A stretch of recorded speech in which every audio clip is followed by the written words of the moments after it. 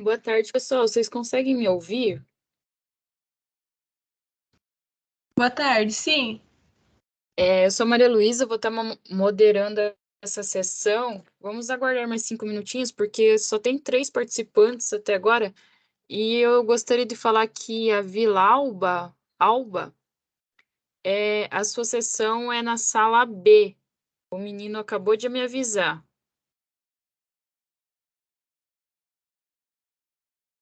Perdón, ¿qué dijiste? ¿De Alba Celeste?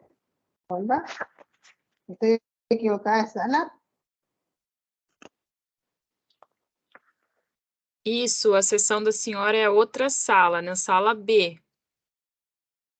¿Sí? Bien, Isso. gracias. Gracias.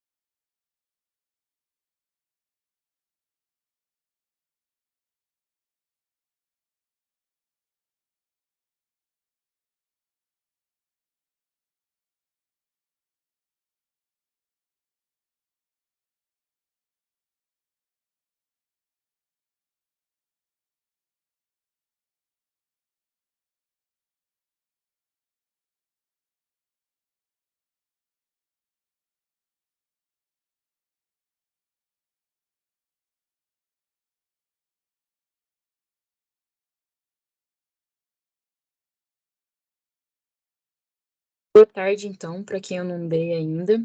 Só está faltando a primeira apresentadora, que é a Elisama. Por acaso alguém vai apresentar para ela, ou senão a gente já pode dar início. Quem sabe até o final ela entre. Boa tarde, eu tive bastante dificuldade para entrar na sala, então talvez mais colegas estão com o mesmo problema.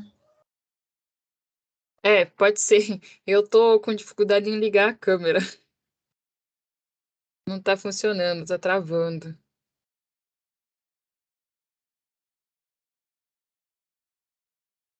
Oi, boa tarde. Eu sou a Letícia. Eu sou a segunda na ordem. Se quiser, eu posso começar.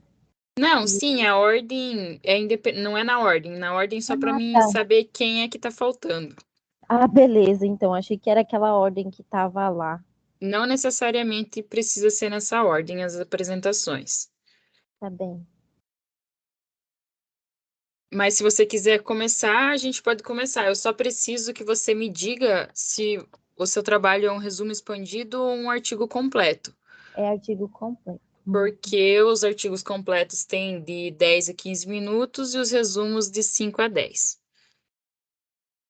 Mas você pode apresentar, pode dar início, Tá bem, então. Vou para compartilhar. nós não atrasarmos muito. Alguém falou alguma coisa? Tá aparecendo aí para vocês? Tá carregando. Tá.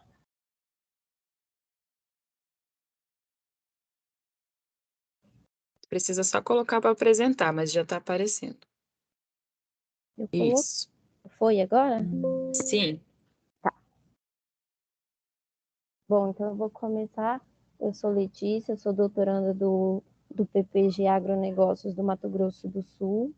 E o trabalho que eu vou apresentar é a toxicidade dos agrotóxicos e seus impactos na aprovação dos registros.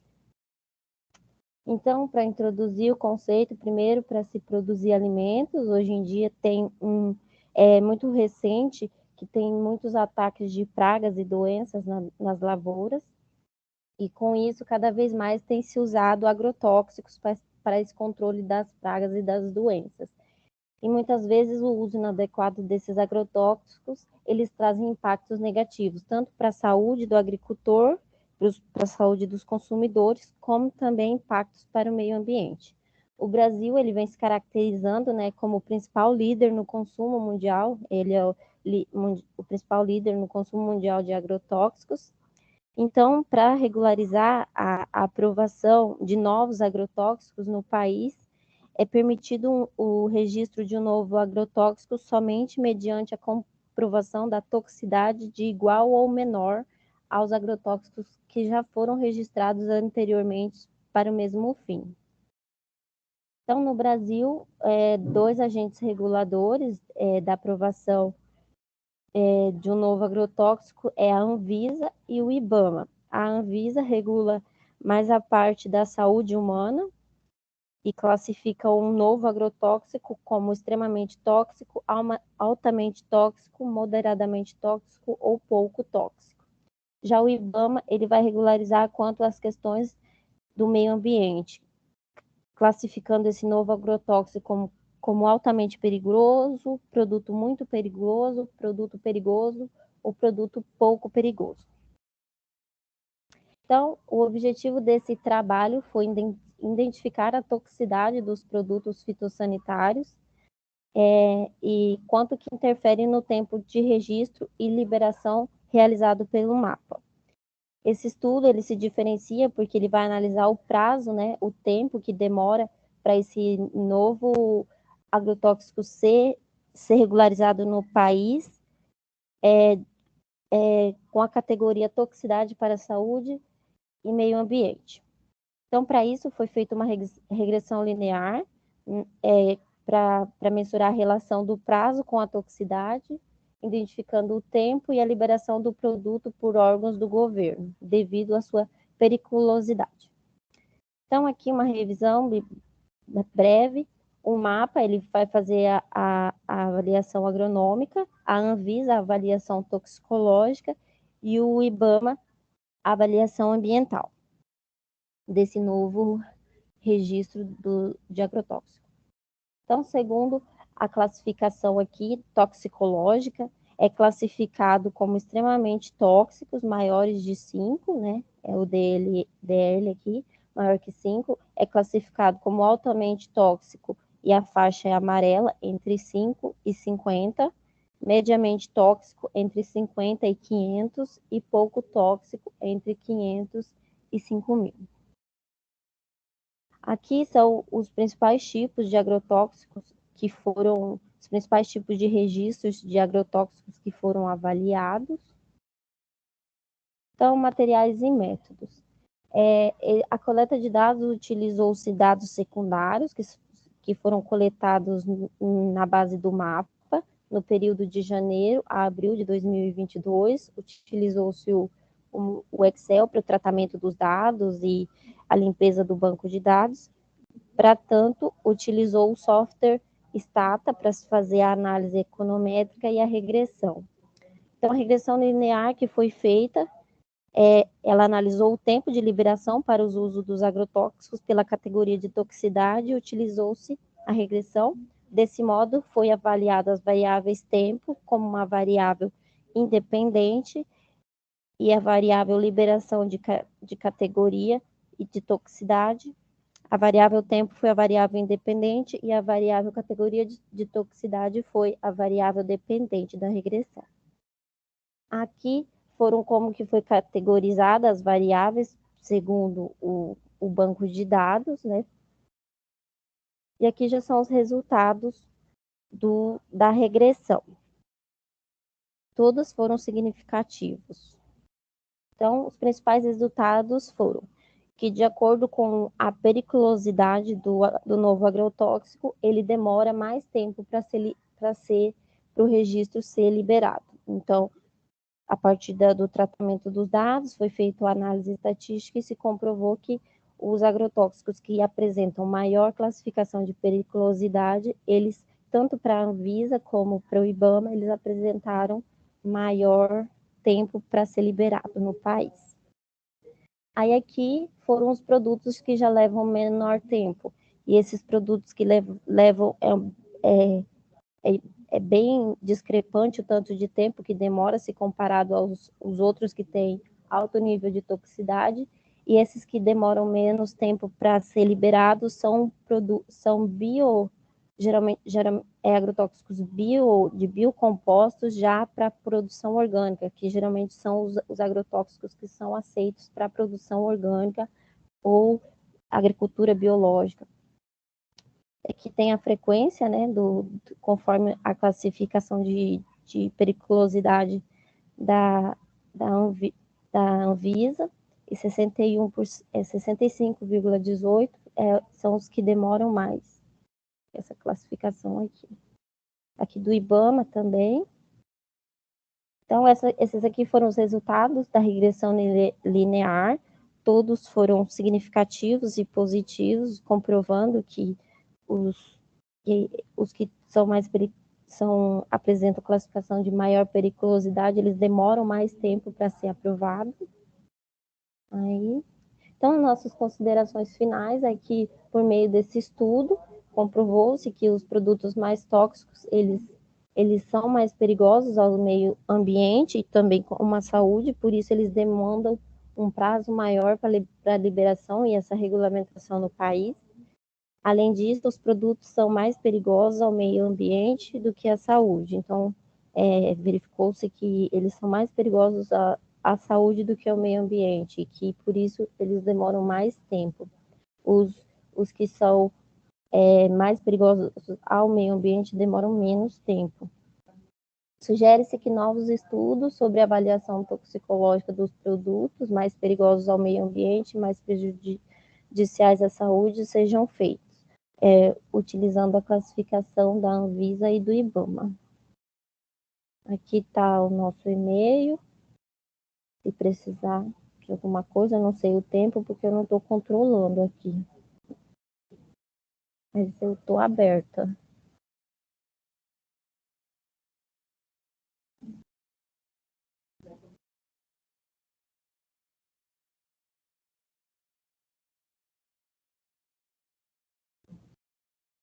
Parabéns pela sua apresentação, Letícia. Você levou em torno de 10 minutos para apresentar. Alguém tem alguma pergunta, algum questionamento, contribuição para a Letícia?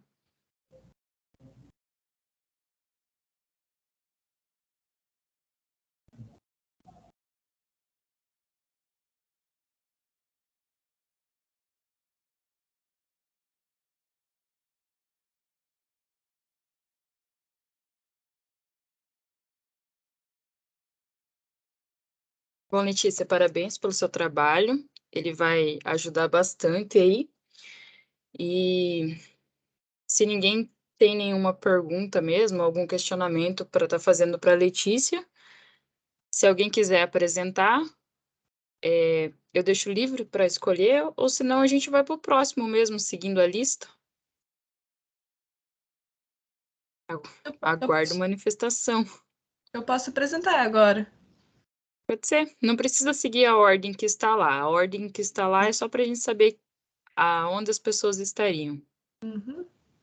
Só um segundinho. Sim. Você consegue colocar para apresentar, né? Tá para compartilhar para Tá, todos. sim.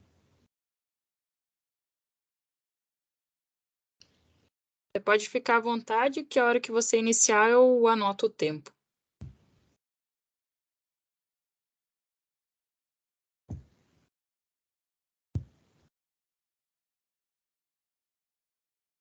Tá, Tá aparecendo sua apresentação, sim. ok. Então, boa tarde a todos. Meu nome é Fabiana Tonin. Só um segundo. Ai, tô apresentando. Uma interrupção. Boa tarde, meu nome é Fabiana Tonin, eu sou acadêmica de agronomia na Universidade Marechal Cândido Rondon. E o meu trabalho é sobre a produtividade de milho silagem, sucessão adubação nitrogenada, em forrageiras tropicais e os manejos de pastejo e fenação. Tô querendo passar aqui. Então, para dar início à integração lavoura-pecuária, que está integrada nesse meu trabalho, ela vai localizar numa mesma área a produção animal e a produção de plantas. Pode ser de forma simultânea, pode ser em sucessão ou então em rotação. E ela vem crescendo bastante nos últimos anos no Brasil. É uma prática, uma estratégia, né, de produção que tem sustentabilidade, tanto econômica e ambiental. Econômica porque ela consegue otimizar maior a área do produtor. Ele também tem uma garantia em momentos de estiagem, momentos de deficiência hídrica, uma garantia de alimento para os animais. E também ele não vai ter aquela preocupação constante de conseguir alimento para os animais, já que ele vai ter na sua própria área. E ambiental, que como utilizando as plantas de cobertura para a produção, essas plantas elas protegem o solo, protegem da erosão, elas captam a todo momento o carbono da atmosfera e modificam o microclima ali dessa área, tornando ele não vai deixar ele um ambiente tanto seco. E as plantas de cobertura, elas protegem o solo quando vem a gota de chuva, também mantém umidade, aumenta a quantidade de matéria orgânica do solo, provém para o solo nutrientes e pode ser utilizado o milho em sucessão a elas, que o milho é uma das principais plantas utilizadas na alimentação animal e pode ser beneficiado pela adubação nitrogenada, já que o nutriente é uma das plantas mais requeridas e mais exportadas pelas culturas. Então, o objetivo do meu trabalho ele foi avaliar a influência de diferentes manejos e da adubação nitrogenada em forrageiras perenes, durante o período do inverno, sobre os componentes agronômicos e a produtividade de milho para silagem, cultivado em sucessão, no período primavera-verão. O experimento eu realizei na Fazenda Experimental Professor Antônio Carlos dos Santos Pessoa, que é pertencente à Unioeste. O solo é latossolo eutroférrico. O delineamento foi de blocos casalizados em parcelas subdivididas, com 4 repetições.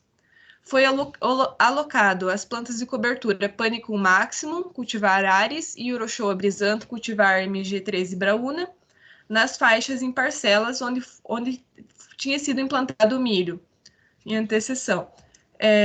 Nas subparcelas foram alocado o manejo de pastejo e fenação, e nas subparcelas foi realizada adubação nitrogenada. Eu peguei uma área que já havia sido conduzida. Em 2018 tinha sido implantado um milho para silagem junto com essas 2 forrageiras. E ele foi colhido no início de 2019 para silagem, né? E foi e as forrageiras permaneceram, que seria a Panicum e a Urochoa. Nelas foi aplicado 100 quilos por hectare de nitrogênio na forma de ureia, a lanço e sem incorporação, e foi dado um descanso para elas de cerca de 30 a 40 dias. Aí sim começou os manejos de fenação e o manejo de pastejo. A fenação foi com uma segadeira acoplada ao trator e o pastejo com vacas holandesas da própria Unioeste, em estágio de lactação, com cerca de 650 quilos. Isso foi realizada, após cada dos manejos de fenação e pastejo, foi realizada uma adubação nitrogenada. Esses manejos foram realizados 3 vezes, então, após cada manejo aplicado uma adubação, totalizando, então, 400 quilos por hectare de nitrogênio. O milho que eu avaliei começou com a dessecação dessas plantas de cobertura e foi semeado em outubro de 2019 e foi semeado de forma sistema plantio direto, de forma mecanizada, com espaçamento de 80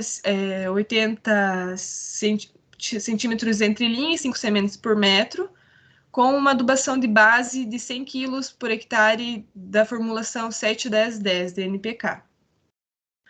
Nesse milho foram realizados alguns manejos, como capina manual de plantas daninhas, e no estágio V4 foi feita uma adubação de 92 quilos por hectare de nitrogênio em forma de ureia. Aqui uma foto como as plantas daninhas que foram as forrageiras que foram dessecadas protegeram o solo e fizeram um grande tapete por cima que consegue segurar bem a umidade, que esse milho passou por muito tempo sem chuvas e assim conseguiu segurar uma umidade maior que ele precisava. Aqui mais uma imagem. As avaliações foram feitas, então, em fevereiro de 2020, avaliando a campo o número de plantas e espiga, a altura de planta, a altura de inserção da primeira espiga e o diâmetro do colmo. Foram coletadas plantas por subparcelas para fazer a matéria seca. Elas foram colocadas em estufas de ventilação até ter peso constante na temperatura de 65 graus, e depois pesadas. E foi feita análise de variância pelo TSTF, a 5% de erro, e Tukey também a 5% de erro para comparação entre as médias. Não houve então, sobre os meus resultados, não houve interação entre as forrageiras, o nitrogênio e os manejos, mas houve diferenças estatísticas dentro das variáveis analisadas. Como aqui eu tenho que, onde tinha sido implantado a Urochoa brisanta, beneficiou o milho em população de plantas por hectare e rendimento de matéria seca em quilos por hectare. Cerca de 6.000 quilos a mais no rendimento de matéria seca e 11% a mais de população de plantas. Aqui eu tenho algumas comparações de trabalhos semelhantes que o autor Pereira produziu 46.000 quilos de milho, onde tinha sido cultivado a Panicum, e 45.000 quilos de milho, onde havia sido cultivado a Urochoa, sendo que, então, nesse não houve diferença estatística, mas foi um pouco a mais na Pânico do que na Orochoa. E Damasceno, que os componentes da produtividade do milho vai variar conforme a cobertura vegetal, mas proporciona maiores produtividades do milho em sucessão quando comparado onde não havia nenhuma outra planta de cobertura. E Matei, que o consórcio de milho com Orochoa e a Pânico não vai comprometer os componentes de produção de milho e vai manter a produtividade de silagem. Aqui, sobre outras variáveis que eu analisei, foi que as características da planta, como a altura de inserção da primeira espiga, o diâmetro de colmo e o número de espigas por planta, foram beneficiadas onde havia sido realizado o manejo de pastejo em todas essas variáveis. Uma comparação de Bittencourt Júnior, que foi que a produção de milho silagem cultivado no verão não vai apresentar diferença se fazer o pastejo ou não, então ele não prejudica. A adubação nitrogenada, ela não mostrou nenhum efeito significativo nas plantas de milho, e a população de milho e de rendimento de matéria seca foi maior, onde havia sido cultivado a Orochoa, e as características agronômicas do milho também foram beneficiadas, onde havia sido realizado o manejo de pastejo. Muito obrigada pela atenção de todos. Se alguém tiver alguma dúvida também.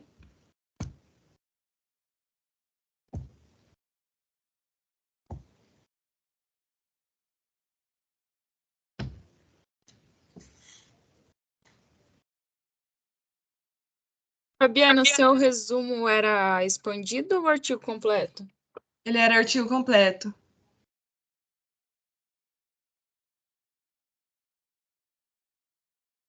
Parabéns pela sua apresentação, pelo seu trabalho. Vocês avaliaram alguma coisa, já que vocês colocaram as vacas para pastejo, se teve alguma diferença entre as vacas que ficaram nos piquetes normais da fazenda e os que foram para o pastejo? Infelizmente, a avaliação nos animais não foi feita nenhuma, só nas plantas mesmo. E a Heloísa também, que tinha feito o trabalho, ela acabou avaliando o solo, a densidade do solo, mas sobre os animais, daí não. Era interessante ver se mudou ou não a produção. É verdade. Alguém tem alguma pergunta, alguma sugestão, consideração pelo trabalho da Fabiana? Vocês pensaram de fazer a parte da viabilidade econômica? Que acho que no comecinho estava alguma coisa econômica, ela não sei se eu vi errado. Era a sustentabilidade do produtor que ele pode ter de forma econômica. Assim, a gente não fez assim uma pesquisa a fundo, não chegamos a avaliar, mas sobre isso, a semente ela não é barata, a semente de forrageira, ela tem subido assim o preço bastante. Mas pode ser que o produtor avalia, conforme, cada caso é um caso, mas o produtor pode avaliar o rendimento que ele vai ter, ou a economia que ele vai ter produzindo as forrageiras para alimentação, ou fazer uma alimentação só de silagem ou ração. Eu não sou muito entendida da alimentação de bovinos, mas que eu faço agronomia, então não cheguei muito nessa parte, mas uma alimentação por fora, assim, como comprar feno, tem bastante produtores que acabam comprando feno, então teria que ser feito um balanço, né? O que valeria mais a pena? Ele mesmo produzir as forrageiras e cultivar elas, ou comprar de forma separada, ou produzir outro alimento, né, para elas. Obrigada, viu? Não, era só para saber como eu vi lá. É Sim. porque assim, eu não sei se vocês vão continuar trabalhando, mas se eu fosse vocês, se vocês não fizeram a avaliação econômica, é melhor tirar, porque senão alguém pode falar, né? Mas assim, muito legal o trabalho, gostei bastante. Uhum. Muito obrigada. Alguém mais tem alguma consideração? Letícia, você só abaixa sua mãozinha daí. Alguém gostaria de apresentar agora? Ou a gente vai para o próximo? E seria o Diego. Pode ser eu mesmo. Fique à vontade. Seu artigo é artigo completo ou resumo? Artigo completo. Beleza. Só para mim anotar o tempo, pode ficar à vontade. Deixa eu só compartilhar a tela aqui.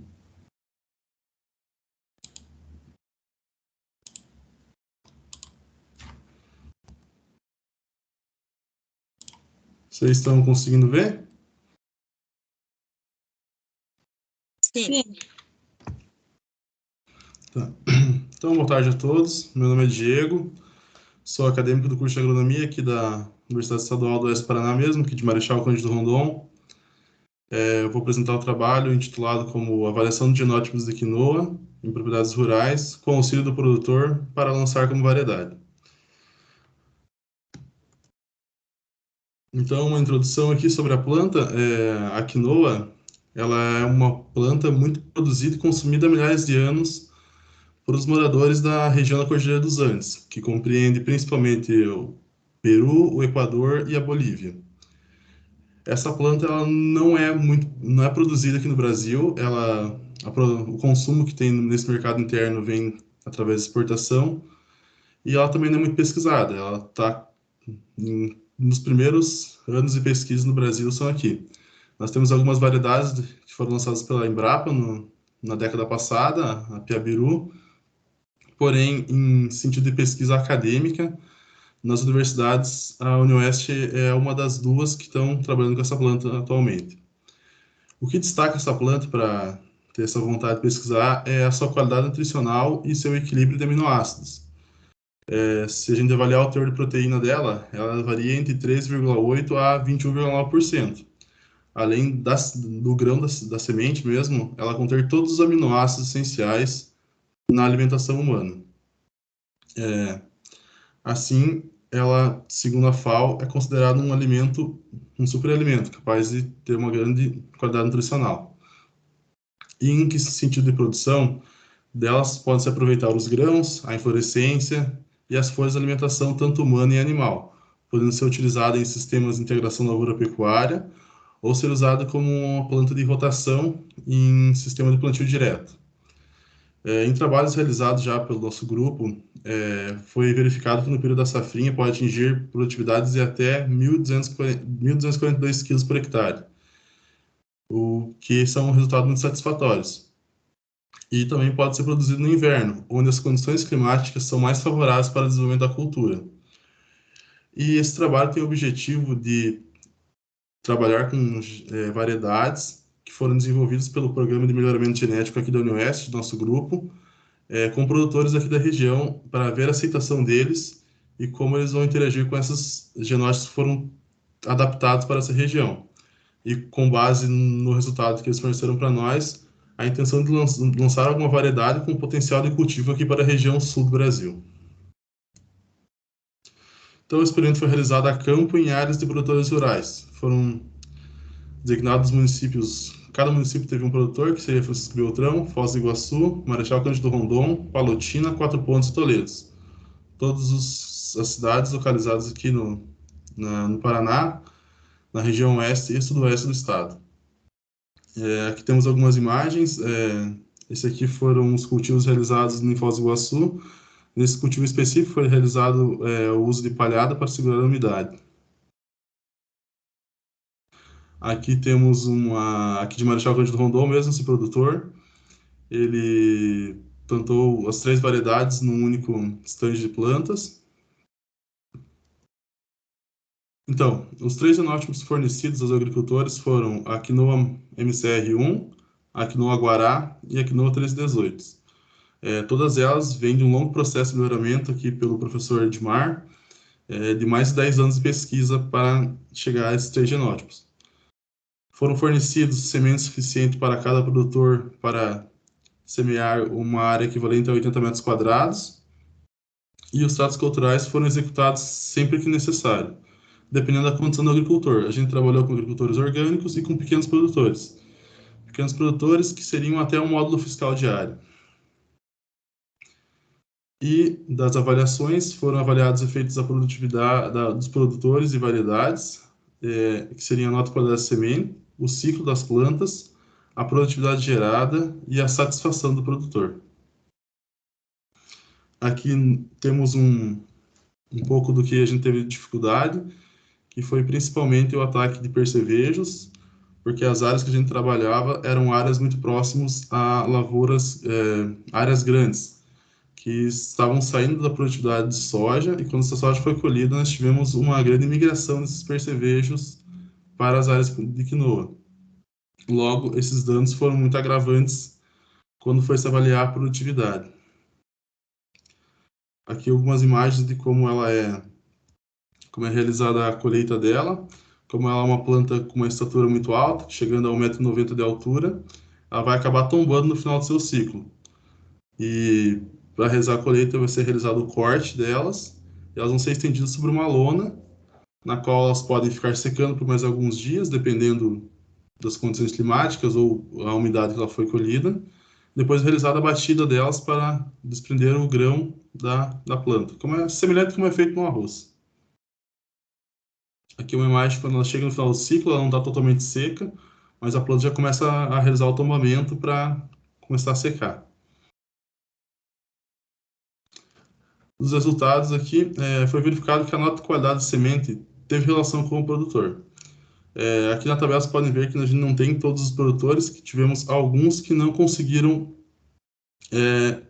produzir totalmente o seu ciclo. Isso se teve bastante dificuldade com os produtores que vinham de um sistema de produção orgânico, já que eles não tinham tanta disponibilidade para o uso de produtos ou de estratégias de controle de pragas e também de doenças. Foi um pouco mais complicado essa produção, e não conseguiram atingir os resultados de colher a semente e tentar comercializá-la depois. Mas, porém, dos produtores que a gente conseguiu levar todo o processo da produção até o final, tivemos ótimos resultados. Todos os 3 genótipos tiveram um desempenho bastante agradável, esperado pelo programa. Aqui temos algumas imagens de uma área de um produtor orgânico aqui do município mesmo, que também a gente teve uns estresses hídricos muito grandes no período que foi semeado com eles, e às vezes por não ter algumas ferramentas como irrigação e tempo mesmo, porque eles estão bastante diversificados, tinham bastantes culturas para lidar, a gente teve que refazer essa semeadura mais até 4 vezes, e mesmo assim não conseguiram produzir. Aqui a gente pode ver o desenvolvimento da planta bastante estressada, pode ver pelo estresse hídrico, não teve um desenvolvimento da raiz muito boa, e ela foi bem desuniforme na linha do plantio. O efeito da variedade e a nota de qualidade de semente daqui não estão relacionados, ou seja, as 3 variedades tiveram ótimos resultados, não teve uma diferença muito grande entre elas, visando que, como a gente vai ver mais características depois, as 3 variedades tiveram ótimos resultados, sendo as 3 possíveis de ser lançadas como uma variedade que fica à disposição dos agricultores. A ausência de relação também foi verificada quando se analisou a variedade e o ciclo de plantas. Podemos evidenciar isso aqui pelo ciclo dela. Todos os ciclos delas tiveram menos de 120 dias, evidenciando que são um ciclo super precoce pela classificação do AMRI, que é a que a gente utiliza, que é um equatoriano, que são inferiores a 120 dias, são indicados como super precoces. Então, isso, dependendo de como se trabalha, pode ser uma estratégia boa para utilizar os produtores. E a relação entre a variedade e a produção também não foi verificada, visando que os 3 genótipos tiveram ótimas produtividades que atenderam às necessidades dos agricultores. Conclusões. O produtor agrícola teve influência na qualidade de semente colhida, no ciclo do genótipo, na produtividade da quinoa e também no nível de satisfação, evidenciando a particularidade de cada agricultor nas condições as quais tem disponível na propriedade realizar tratos culturais necessários para o cultivo.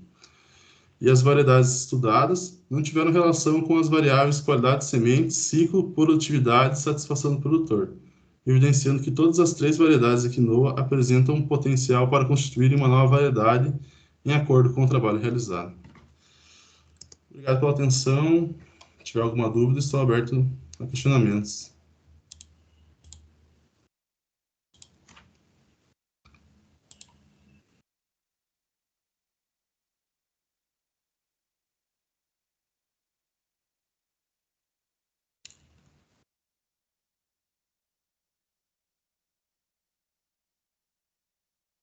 Alguma pergunta, pessoal? Vocês estão apresentando muito rápido. Parabéns pela sua apresentação, Diego. E tá aberto aí. Alguém tem algum questionamento? Vamos esperar 5 minutos para o próximo. Que os 3 que apresentaram deu 10 minutos só.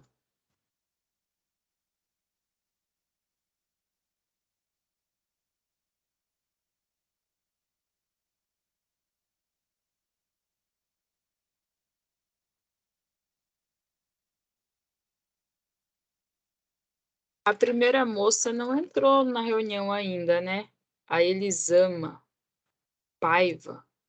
Ou alguém vai apresentar o trabalho dela?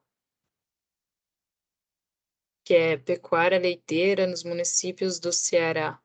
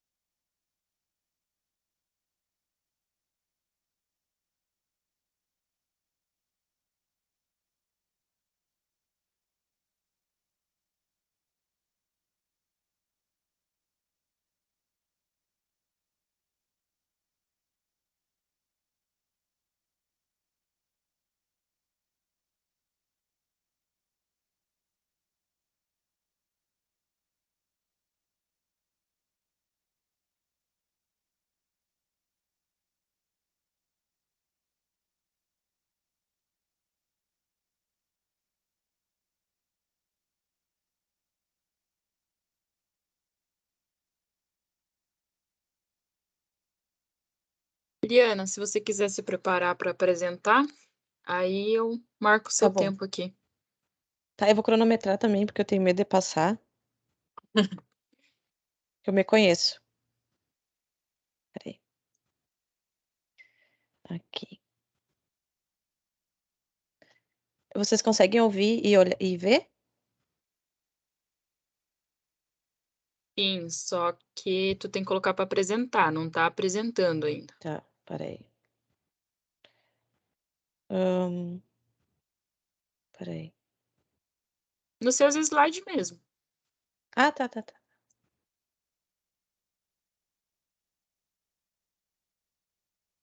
Agora vai abrir.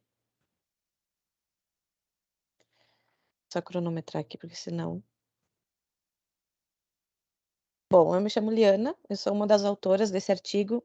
Ele é resultado de uma dissertação que eu não terminei ainda, vou apresentar no começo do ano, junto com o José, ele é meu orientador, e o Nardel é o meu orientador, que é professor da UniOeste, né? O meu programa é de mestrado em Tecnologia e Gestão Ambiental, na Universidade de Rondonópolis, da Federal do Mato Grosso. O título é Meios de Vida e a Sustentabilidade, né, no universo empírico da pecuária familiar do Cerrado. Então, uma breve introdução, a agricultura familiar, ela é fundamental, né, hoje no cenário agrícola brasileiro. Só que, ao mesmo tempo, ela se encontra em situação de vulnerabilidade econômica, social, ambiental, bem graves, dependendo da região, como a falta de acesso a bens e serviços, acesso a mercados, questão da pobreza, sucessão familiar, entre outras condicionantes. Então, a perspectiva de meios de vida, de Schoons, Ellis e Chambers, elas mostram essas questões das vulnerabilidades e as capacitações e estratégia dessas famílias, né, da agricultura familiar. E dentro da agricultura familiar se tem a pecuária familiar como uma categoria inclusa, né, participante dessa grande categoria social, com algumas condicionantes, com algumas características que peculiares à pecuária, mas que está dentro desse universo maior da agricultura familiar brasileira. Para avaliação desse estudo, eu utilizei a metodologia Madeiros, que ela também foi realizada, foi construída por um egresso da UniOeste, do doutorado, do REM, do André REM, e eu utilizei ela como embasamento qualitativa, assim, né, para mensurar. E embasamento conceitual para se explicar essas variações de sustentabilidade e insustentabilidade, eu usei a perspectiva de meios de vida. Então, a agricultura familiar e a pecuária familiar do Mato Grosso, ela é muito desigual, né? Além de processos de vulnerabilidades, ela construiu, ao longo do tempo, desigualdades bem extremas. Então, ademais dessa dicotomia de que a agricultura familiar são pequenos produtores, de baixa renda, de subsistência, a agricultura familiar ela é uma categoria social que é além desses parâmetros, né? Ela tem suas diferenças, ela é o trabalhador e o empresário, tudo na mesma categoria. Então, hoje a gente coloca a agricultura familiar como uma categoria mais dinâmica. A institucionalização da pecuária familiar, ela se deu no Rio Grande do Sul, por peculiaridades também demográficas, históricas e culturais, se institucionalizou por questões de englobar essa categoria em políticas públicas. E ela emerge, né, no Rio Grande do Sul por um tipo diferenciado do agricultor familiar, como eu falei para vocês, né, forjado por essas condições. Então, que é o meio ambiente, históricas, demográficas, históricas, que é a pecuária familiar. O porquê do tema, né? Porque o Cerrado e porque o município, né? Porque esse universo empírico.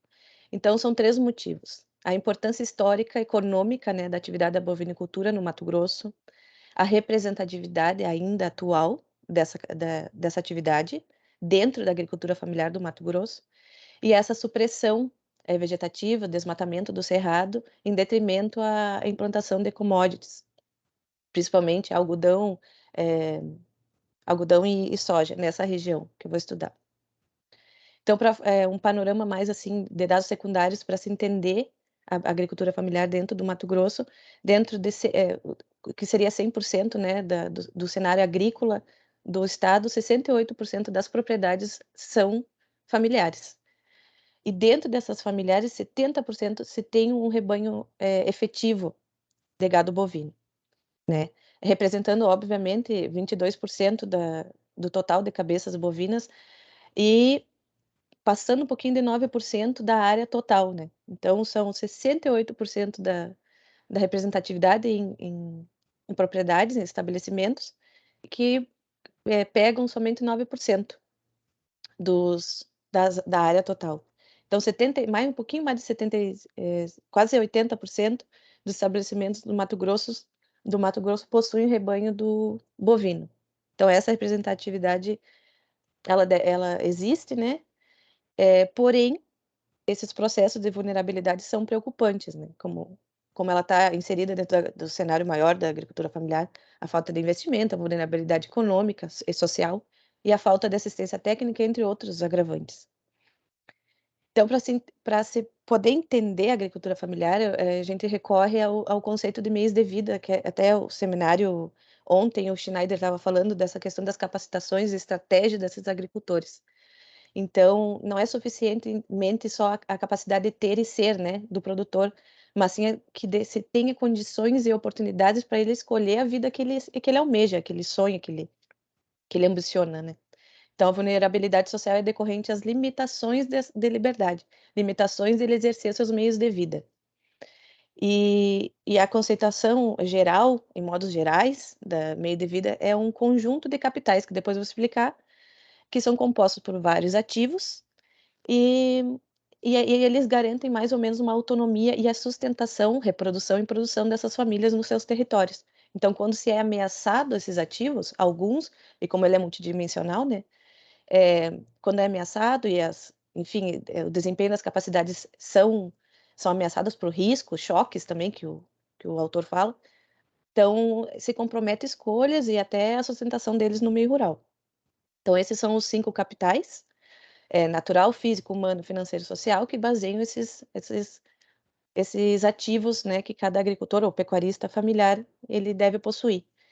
Então, eu não vou entrar muito assim, eu só vou dar uma recapitulada. A questão do solo, do natural, é a questão do bioma. O físico também é um capital construído, são bens materiais, construções, instalações. O humano são as habilidades ímpar, né, atribuídas à escolaridade de cada indivíduo, do grupo, conhecimento, saúde, capacidade de trabalho. O capital financeiro são a disponibilidade de dinheiro, de poupança, aquisição de bens para produção, consumo, financiamento, enfim. E o social são as redes de reciprocidades. Pode ser informais, formais, associações, apoio, seja direto ou indireto. Então, deixar bem claro, a vulnerabilidade ela não é uma pobreza, ela acontece em detrimento a um conjunto de variáveis, né, sociais, econômicas, políticas e até mesmo demográficas, que limitam a capacidade da mudança ou da adaptação dessas famílias. Então, a área de estudo foi Pedra Preta. Por que Pedra Preta? Porque a sede do mestrado é em Rondonópolis. Pedra Preta fica a menos de 100 quilômetros de Rondonópolis, e tem representatividade da agricultura familiar no âmbito rural e principalmente de bovinicultores familiares. Foi feitas 30 entrevistas no Cerrado, no bioma Cerrado, dentro do município, através de um roteiro semi-estruturado, que é o do Madeiros, que foi utilizado. Então, esse método qualitativo foi retirado do Madeiros, que são 33 variáveis de sustentabilidade, numa escala de -1 a 1, onde -1 é sustentável, 1 é sustentável, 0 é em transição, -5 e 5, tendendo à sustentabilidade ou à insustentabilidade. Então, é um questionário que quer ser respondido, ser observado, e aí, a partir desses dados, já na planilha do Excel, né, já se transforma em números. O método qualitativo foi esse roteiro, foi o levantamento bibliográfico, esses dados secundários e diário de campo. Existem, sim, limitações de metodologia, né, principalmente as cartesianas, quando buscam mensurar uma realidade tão heterogênea. E aí, por essa causa, você foi procurado se embasar, né, através dos conceitos de meios devidos, para entender o que é, se é insustentabilidade ou são questões de adaptações estratégicas que as famílias acabam se adaptando e criando estratégias para poder sobreviver e reproduzir. Então, eu vou passar um pouco rápido aqui. Aqui eu fiz um gráfico onde tem essas 33 variáveis, esses scores, esses indicadores, né, essas variáveis, as notas, vamos supor assim, e o que significa nos capitais, para você ter uma ideia de quais os capitais e os ativos que estão vulneráveis ou não, né? A adequação trabalhista não foi colocada na pesquisa porque toda a mão de obra é familiar. De Pedra Preta, todas são 100% familiar, não tem contratação. Então, foi retirado para não dar problema nas contagens e, enfim, nos resultados. Então, a média todos esses números, se evidenciou que os capitais humanos e financeiros, eles têm processos e carências de vulnerabilidade. Alguns indicadores, eles garantem a sustentabilidade no total, né, de todo a pecuária familiar desses entrevistados, principalmente o social, o natural e o físico, né? São variáveis que tiveram notas boas e que também proporcionam essa sustentação dessas famílias. Então, só para mostrar um pouco para vocês a questão do autoconsumo, né, que isso já é muito discutido. Eu trouxe o trabalho da Grisa, que a produção de autoconsumo, além dela carregar costume, cultura, diversidade, ela é uma estratégia, né, dos produtores. Então, teve uma nota boa. Aqui eu trouxe Pequi para vocês, que depois eu vou mostrar. A pecuária familiar, além dela estar sustentando as famílias, ela sustenta o cerrado. Então, você viu que, na maioria, a maior parte dos pecuaristas familiares tem reserva e CAR de acordo à normalidade e a lei, né? Então, onde se tem pecuaristas familiares no Cerrado, você tem a preservação nativa. Então, você tem produtos nativos dessa população. A carne, né? A produção de carne, frutas, que é o maracujá bem à direita, e o queijo que eles processam. A pecuária familiar foi-se incluída a questão da bovinicultura de leite pela representatividade da pecuária de leite, né? Ademais das diferenças, se foi incluído. Aqui é outra variável que condicionou uma condição de sustentabilidade da pecuária familiar por obter essa reserva legal e o CAR em conformidade à lei. Essas Essas variáveis aqui são variáveis que mostraram ou sinalizaram algum processo de insustentabilidade, a questão do associativismo e acesso a mercados. Essas carências, no caso, nessa questão aqui, ela pode ocasionar alguns processos de algumas carências, enfim. E Skunes, ele diz que a questão coletiva e coletiva ou individuais são muito importantes para o apoio para lidar com incertezas, né, que são decorrentes até questões climáticas bem pontuais, como até outras questões de outros ativos. Acesso a bens e serviços, tecnologia sustentável, se verificou processos bem avançados de erosão, processos de degradação de pastagens, a carência na questão de acesso a computadores, internet, então, questão de manejo, considerados mais sustentáveis, não são todas as propriedades que têm um manejo de altura de pastagem, questão de animais, lotação, enfim. Carga animal controlada, que eu falei, integração pecuária, são poucos os produtores ainda que recorrem disso. A força de trabalho familiar, assistência técnica, destinação de dejetos, agroquímicos, aqui se mostrou processo de insustentabilidade. Só que a gente tem que ter muito cuidado em exemplificar, né, alguns dados assim que nos mostram. Então, a diminuição da força de trabalho é uma realidade dentro da agricultura familiar, só que a partir dessa questão se foi construída uma estratégia desses pecuaristas de migrarem da pecuária de leite, que se necessita de mais mão de obra, para a pecuária de corte, como uma resposta de enfrentamento. Então, até as modificações de atividades dentro da propriedade, ela é uma estratégia, que nem eles diz, né, que configura uma adoção de estratégia fixa ou móvel também, que resulta maior capacidade de adaptação. Então, se adaptou-se dentro da atividade da pecuária uma migração para tentar resistir e se reproduzir com menos força de trabalho familiar. Aqui eu mostro para você a destinação de lixo doméstico dentro de uma propriedade. Eles colocam produtos domésticos, lixos domésticos, até pacotes de agroquímicos, enfim, arames, tudo que não é mais usado dentro das propriedades, dentro de processos erosivos dentro da propriedade, a fim de conter esses processos, porém eles estão ali colocando vidro, plástico, enfim, é uma dificuldade que eles têm lá e talvez um processo que deve ser mudado e deve ter mais atenção nessa questão aí, porque foi verificado uma nota baixa, né, ali, sinalizando insustentabilidade nessa questão aí. A fortificação do capital social também foi visto vários vizinhos indo em propriedades para ajudar a lidar com gado, a alguns processos de doença, enfim, se fortifica esse capital social em detrimento de não ter assistência técnica. Então, eles se reúnem e fazem um dia de mutirão de trabalho, porque não se tem dinheiro, né, para contratação técnica. Então, essa ajuda a mútua e troca de favores como uma estratégia também. A degradação de pastagem, como eu falei para vocês, de solo, por falta de manejo. Então, uma carência de capital humano, né, de habilidades ou de alguns manejos, até manejo de tecnologias de manejo, pudessem fazer diferença nessa questão de degradação de pastagens. O uso de agrotóxico, então, como manutenção de pastagem. Eles usam o agrotóxico bastante, em um volume bem alto, para dessecar essa pastagem que deve ser renovada. Depois você vira o solo e você planta a pastagem nova. Então, aqui é mais uma estratégia deles também, porque falta de maquinário, falta de pessoas, falta de trabalho manual dentro da família. Você opta por essa questão aí, para fazer uso de agrotóxico, para se manejar.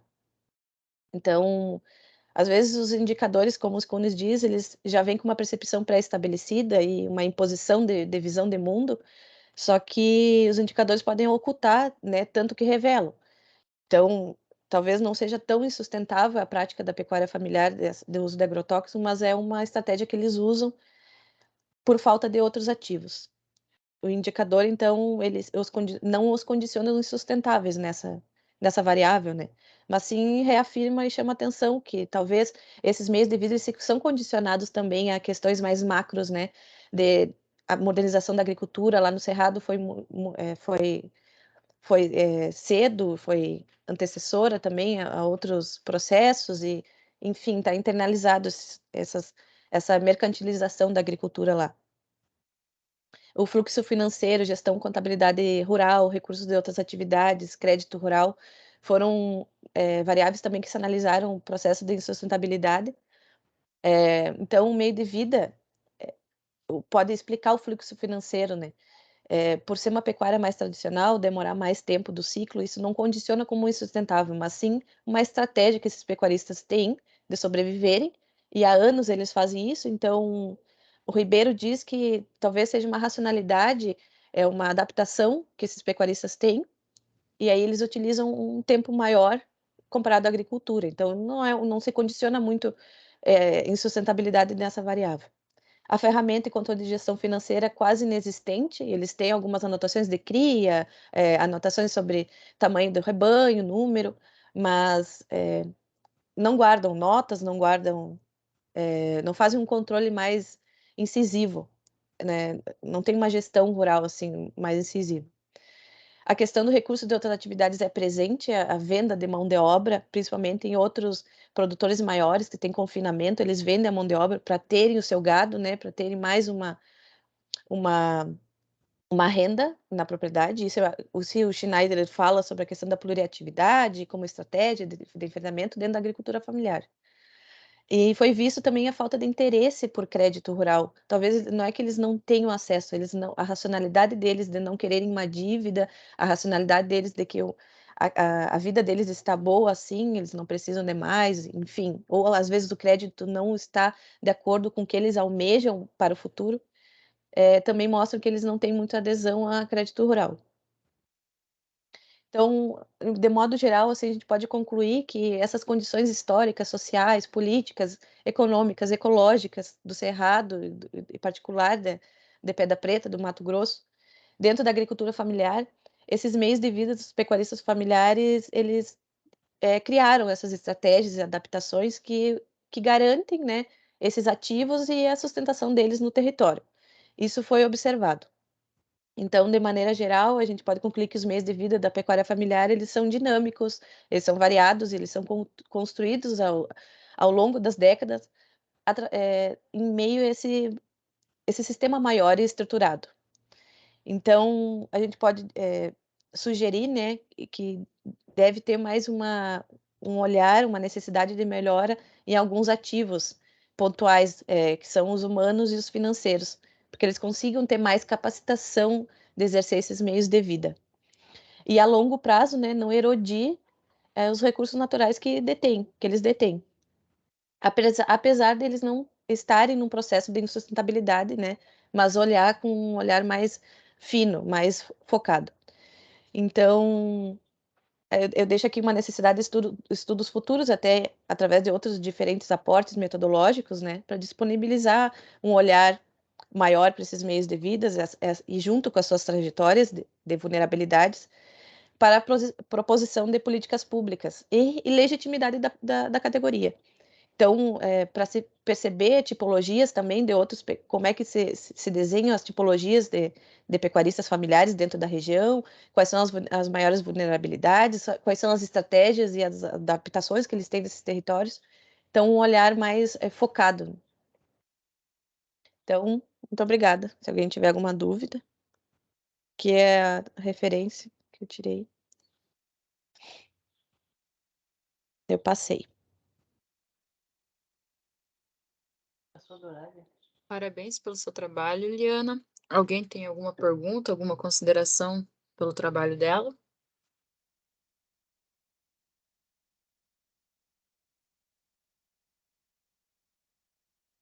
Pode Eu falar, queria Letícia. perguntar para você, quem aí no Mato Grosso presta assistência técnica para esses produtores aí? Eu sou do Mato Grosso do Sul, aí eu queria saber. Assim, lá em Pedra Preta, os pecuaristas que trabalham com leite, eles fazem parte de uma cooperativa, mas eles reclamam bastante que eles não são assistidos quando eles precisam. E é uma cooperativa de leite lá. Eu não lembro agora como é que é o nome. E, em geral, é a TER deles lá,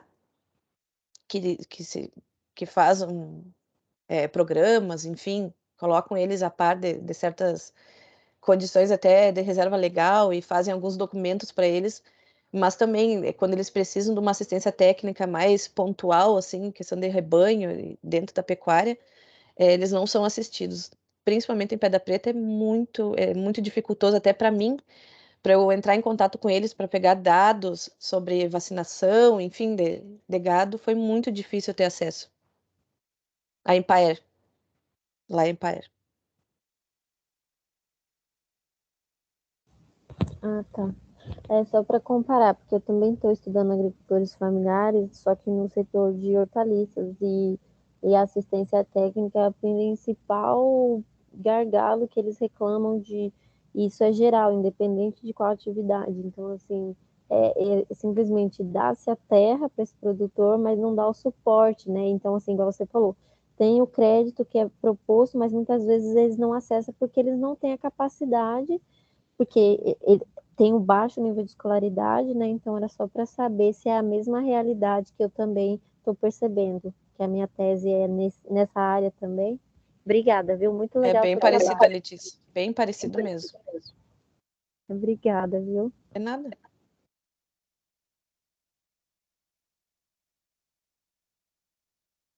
Alguém mais tem alguma consideração? Se não, o próximo pode apresentar, que é a Suelen.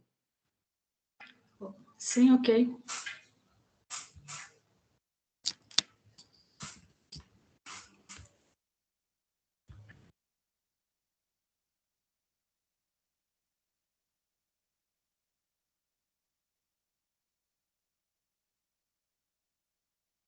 Deixa eu apresentar, acho que tem que colocar a tela inteira aqui.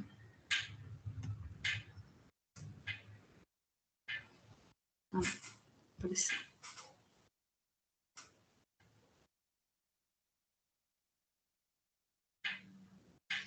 Está aparecendo?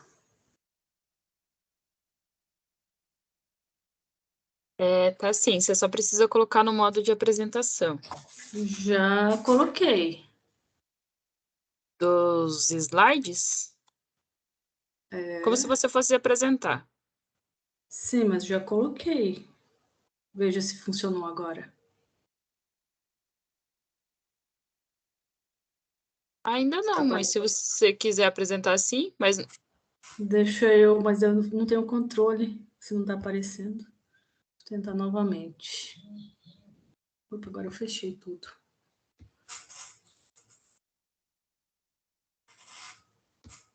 Porque se deixar daquele jeito, talvez não passe os slides.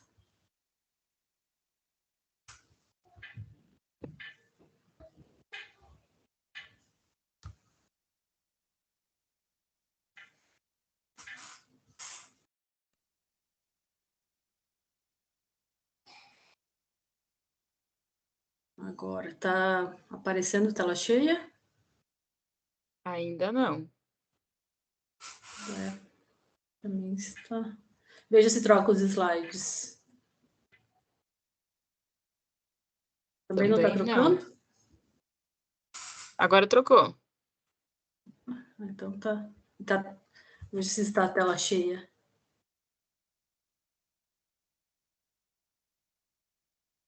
Para alguém tá a tela cheia, para mim não tá aparecendo. Não, tá pequeno ainda. Não. Acho que eu vou mudar o tipo de compartilhamento aqui. Compartilhar a tela inteira. Daí vai dar. Deu agora? Agora sim. Agora tá a tela inteira. Vou deixar assim. Bom, boa tarde a todos. Meu nome é Suelen, sou doutoranda de Geografia da Universidade Estadual de Maringá, a UEM. Este é o trabalho intitulado de O Crescimento da Coturnicultura na Bacia do Rio Pirapó, que eu fiz também com a minha colega, que está também na sala, a Sandra, também é doutoranda do Programa de Geografia da UEM e professora de Geografia da Unespar. Para introduzir o trabalho, né, é interessante indicar que a temática da avicultura ela vem passando por vários estudos nas últimas décadas, visto que a avicultura é uma atividade que ela cresceu bastante no Brasil e também no Paraná. Dentro da avicultura, a gente decidiu fazer um recorte para a cuturnicultura, que seria, então, a produção comercial ou de subsistência de codornas. Essa produção de codornas, ela serve tanto para a produção de carnes, como para a produção dos ovos de codornas, sendo utilizados em diversas áreas. Então, a produção de codornas, ela vem crescendo também nas últimas décadas aqui no Paraná, e assim a gente faz o recorte temático deste trabalho. O objetivo do trabalho foi, primeiramente, de apresentar a evolução da produção da cuturnicultura, né, nos municípios da bacia hidrográfica do Rio Pirapó, no estado do Paraná. Também, nós buscamos refletir sobre alguns programas já existentes, como o Programa Nacional de Fortalecimento da Agricultura Familiar, o PRONAF, o Programa de Avicultura Familiar, o PAF, e o Programa de Aquisição de Alimentos, o PA, e o Programa Nacional de Alimentação Escolar, PNAE, como possibilidades, né, para que o produtor possa desenvolver a produção de codornas nas suas propriedades. Como procedimentos metodológicos, então, primeiramente, a gente delimitou a área de pesquisa, né, para a bacia do Rio Pirapó. Em seguida, a gente fez um referencial bibliográfico, onde a gente destacou a avicultura, a partir da criação de codornas no Paraná. E depois, nós fizemos a pesquisa em dados secundários sobre a cuturnicultura, onde foram utilizadas as bases de dados, né, do Censo Agropecuário de 1996 e 2017, do IBGE, da Pesquisa de Pecuária Municipal e do Instituto Paranaense de Desenvolvimento Econômico e Social, do IPARTES, avaliando o efetivo do rebanho de codornas e a produção de ovos de codorna. Outras informações estatísticas, as informações estatísticas, então, elas foram compiladas e organizadas em tabelas e gráficos, onde nós utilizamos o programa Excel, e também alguns dados foram espacializados, né, em mapas temáticos, onde foi utilizado o programa QuantumGIS. E, em seguida, fizemos a análise dos dados com base no referencial teórico. Então, aqui está a nossa localização na área de estudo, né, a bacia do Rio Pirapó, dentro do Paraná. A bacia do Rio Pirapó, então, ela está localizada na mesorregião geográfica que compreende o norte central e o noroeste do Paraná, e ela abrange 33 municípios, sendo uma área densamente povoada aqui no estado do Paraná.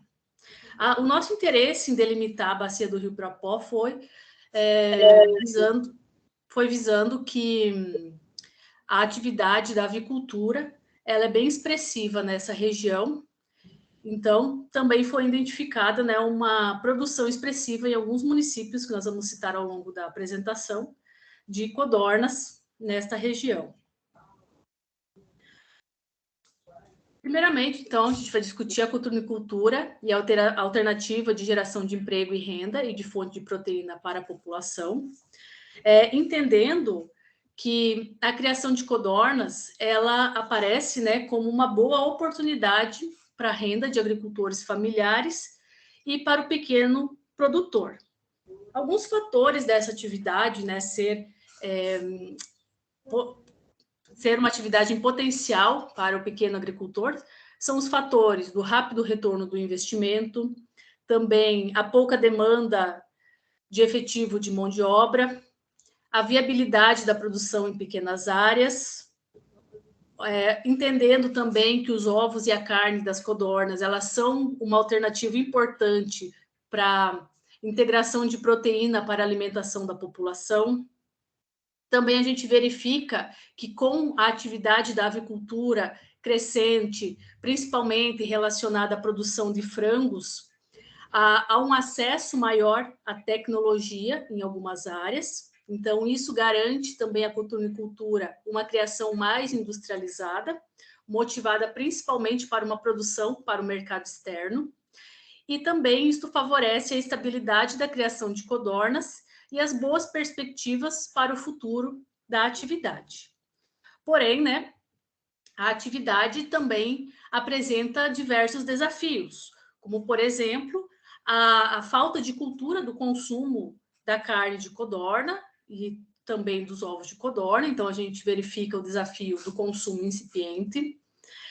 Outro desafio é a produção e a comercialização informal dos produtos, onde interfere a questão da qualidade, né, da segurança alimentar. Outros desafios são os conhecimentos na implementação da atividade e de tecnologias que visem aumentar a produção e a qualidade, e também a falta, às vezes, de padrão, onde algumas normas que garantam a segurança alimentar para o consumidor sejam atendidas. Então, esses são os fatores e as dificuldades, né, que o produtor de codornas ele apresenta aqui no estado do Paraná, principalmente vinculado à bacia do Rio Pirapó. Então, a criação de codornas, ela se apresenta como uma boa oportunidade de renda, né, para esses agricultores, de acordo com os fatores que foram apresentados. E assim, a gente verifica o efetivo de codornas no Paraná por rebanho.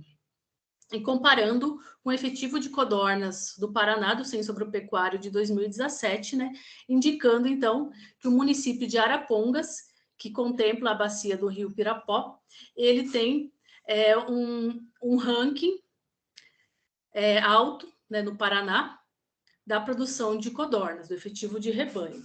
A produção também ela é bem espacializada no Paraná, principalmente em algumas regiões, né, onde se concentra essa produção. Então, a gente verifica que tem uma produção que está ao norte do estado, principalmente ali na bacia do Rio Pirapó, onde o município de Apucarana ele apresenta um maior contingente da produção de aves. A produção de ovos também ela é bem significativa. Então, a gente tem uma produção que vem crescendo, principalmente a partir do ano de 2015, no Paraná, e isso também se apresenta na bacia do Rio Pirapó.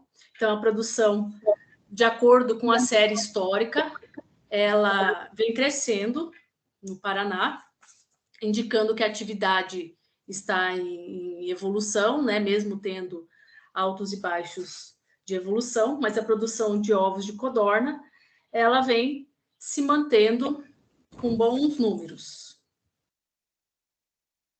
E a cotonicultura no Paraná e na bacia do Rio Pirapó, então, se apresenta também como potencial na produção de ovos de codorna, né? Aqui a gente tem um comparativo dos principais municípios na bacia do Rio Pirapó,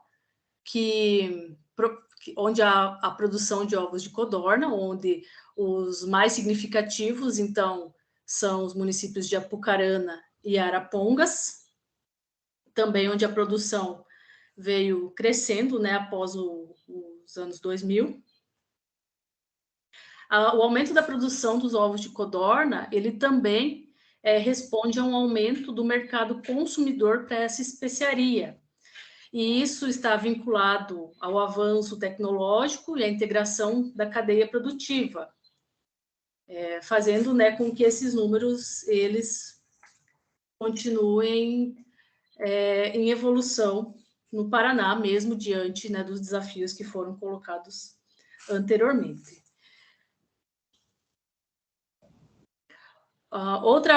Algumas outras questões aqui que se dá em relação, né, ao crescimento e ao desenvolvimento da cotonicultura na bacia do Rio Pirapó, a verificação de que o maior efetivo se dá em municípios onde a criação de frangos é alta. Então, a gente observa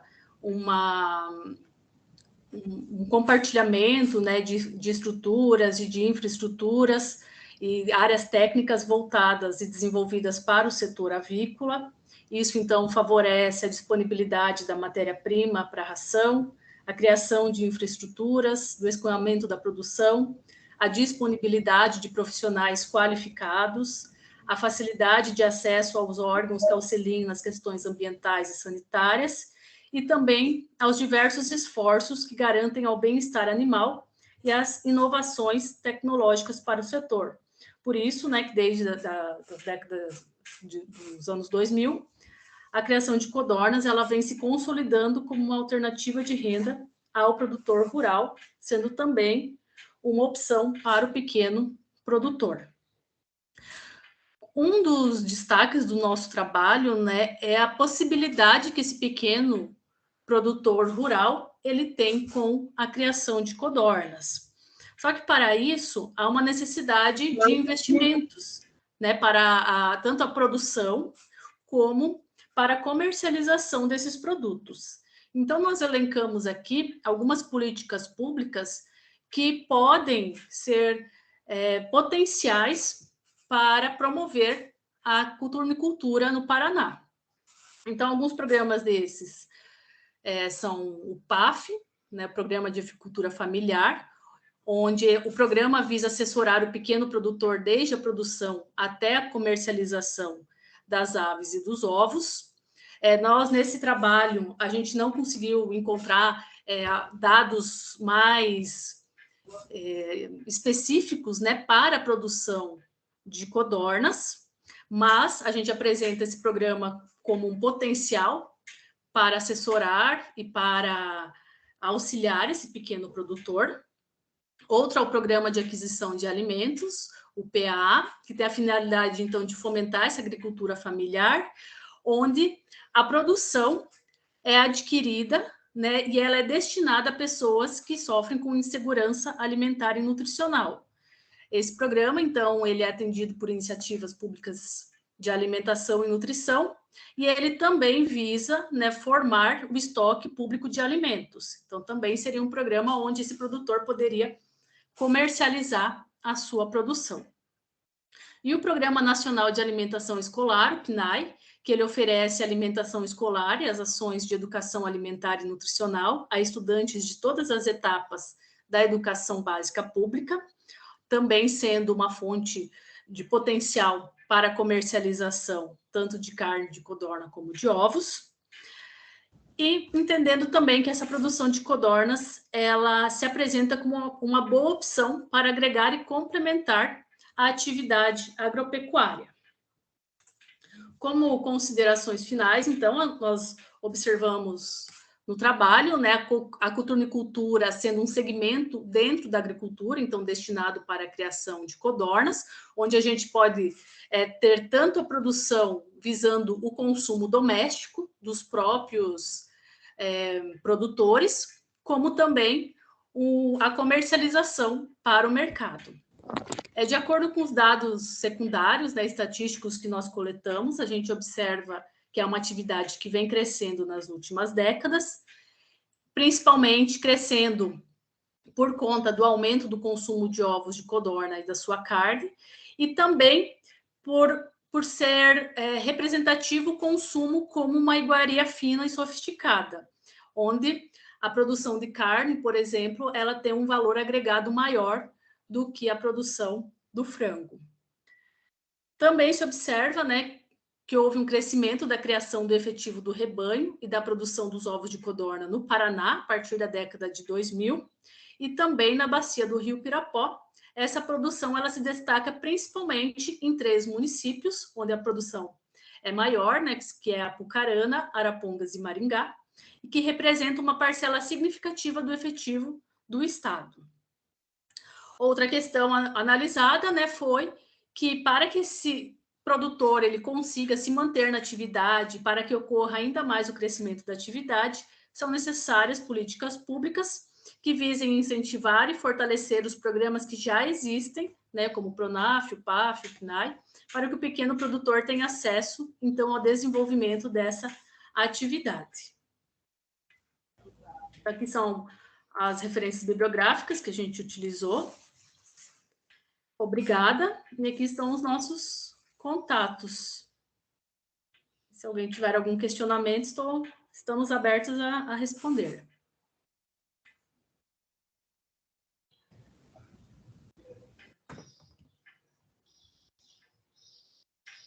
Parabéns pela sua apresentação, Suelen.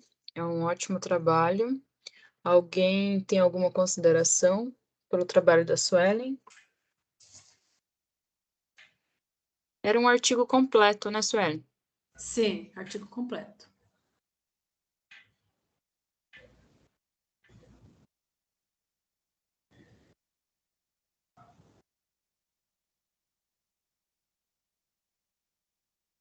Bom, se ninguém tem mais alguma consideração, a gente pode seguir para a próxima, que é o Rubens.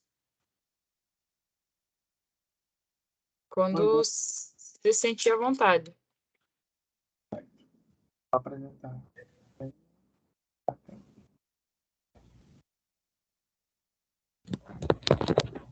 É um artigo completo, Rubens? Isso, aqui completo. Eu não estou te ouvindo.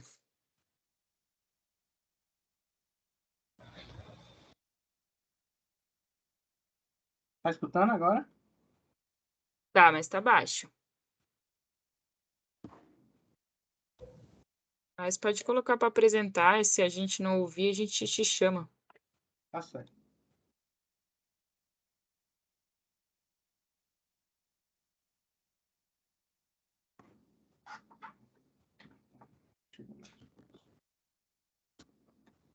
Boa tarde, eu me chamo Rubens e eu vou apresentar o artigo completo sobre as práticas de produção e manejo sustentável da agropecuária no município de Iguatu, no Ceará. O trabalho está alocado no grupo de trabalho 4, Agropecuária Sustentável, e foi elaborado pela Cíntia Milane Bernardini de Lima, que ela é do Programa de Desenvolvimento e Meio Ambiente da UFC, por mim, Rubens de Oliveira dos Reis, do Programa de Economia Rural da UFC, Marcos Paulo Mesquita da Cruz, que também é do Programa de Economia Rural da UFC, e o professor Felipe Augusto de Lima, que é nosso orientador e doutor em Extensão Rural.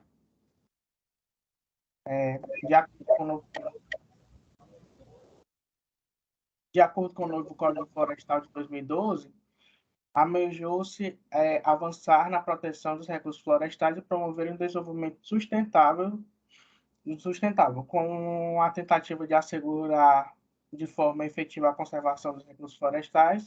A referida lei lança mão de 3 instrumentos indispensáveis para a proteção das áreas verdes: a área de preservação permanente, a reserva legal e o cadastro ambiental rural.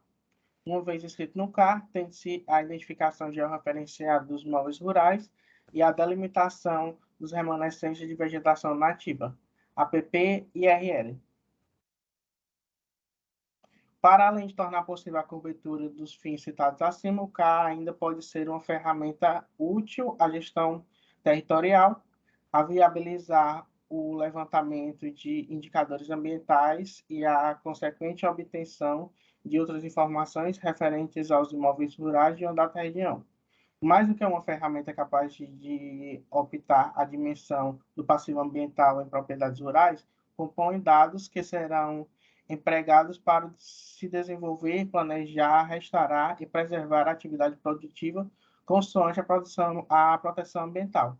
Pelo exposto, dada a importância da vegetação nativa, bem como outras formas de vegetação primordiais ao equilíbrio ambiental, a presente pesquisa levanta o seguinte questionamento: como a organização estrutural e as mudanças socioambientais afetam as propriedades rurais do município e quais são as características sociais, econômicas e ambientais dessas propriedades?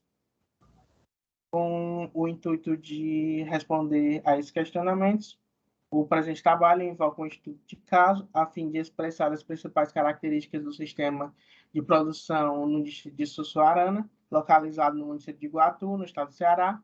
Nessas condições, constitui o objetivo geral do presente pesquisa analisar os proprietários rurais que desenvolvem suas práticas de produção e manejo sustentável da agropecuária no distrito de Sussuarana, quanto os objetivos específicos, pretende-se realizar um diagnóstico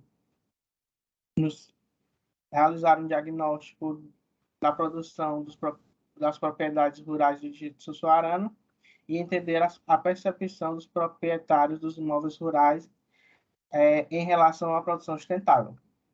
O município de Iguatu, que é caso do estudo, localiza-se na região centro-sul do estado do Ceará, considerado o principal polo econômico da região, cujas principais atividades são a agropecuária, a indústria de transformação, a administração pública, comércio e entre outros serviços.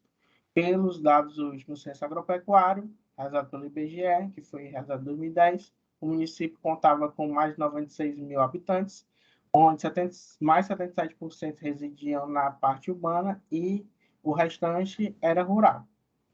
Destes dados, em 2020, o município já contava com a população estimada em mais de 103 mil habitantes. Em relação à divisão territorial, o município possui 8 distritos: Iguatu, Barreiras, Barro Alto, Baú, Gadelha, José de Alencar, Riacho Velho e Sussuarana, que é visto na figura 1, e foi onde foi realizado o estudo. E está situado a 216 metros de altitude, localizado na bacia hidrográfica do Alto do Jaguaribe, tendo como os principais rios o Jaguaribe e o Truçu. Iguatu possui uma área florestal de mais de 200 hectares, correspondente a 42% do seu território total, com predominância da caatinga arbustiva densa. Ao todo, no município há mais de 3.734 estabelecimentos agropecuários, ocupando uma área total de mais de 45 mil hectares. Tomando como base a divisão territorial do município de Iguatu, a presente pesquisa foi desenvolvida no distrito de Sussuarana, na microrregião localizada a 18 quilômetros da sede e que tem como principal atividade econômica a agricultura de subsistência. O distrito localiza-se à margem do Rio Truçu, o corpo hídrico de grande importância socioambiental para a população local e regional. Para a realização da pesquisa, a primeira etapa do método, a análise diagnóstica dos sistemas agrários, foi desenvolvida por meio de dados obtidos via pesquisa bibliográfica e também documental, com vistas à característica da região do município de Iguatu, Ceará. A partir disso, foi possível contemplar aspectos sociais, econômicos e ambientais referentes à caracterização de Iguatu, apresentados nos tópicos que descreve a área de estudo abordada aqui na metodologia. Para a obtenção de dados no campo, foram aplicados a 15 proprietários de imóveis rurais, com áreas de até 4 módulos fiscais, uma enquete padronizada e um roteiro de entrevista que permite estabelecer um diagnóstico do sistema de produção das propriedades rurais sussuarana. A escolha dos proprietários rurais a serem entrevistados ocorreu por meio de informações colhidas de órgãos da área de saúde do município de Iguatu. Os proprietários entrevistados foram identificados como Produtor Rural de Sussuarana, PRS, seguindo a ordem numérica após a sigla. O território, a territorialização foi realizada com base em critérios como a distância entre os domicílios e a distância entre as unidades básicas de saúde e outros distritos, de acordo com a população, tomando como base o mapa conforme apresentado daqui nessa figura, na figura 2. E a UBS de Sussuarana, Baú, é dividida em 12 microrregiões. Deste total, 8 pertencem ao distrito de Sussuarana e 4 a Baú.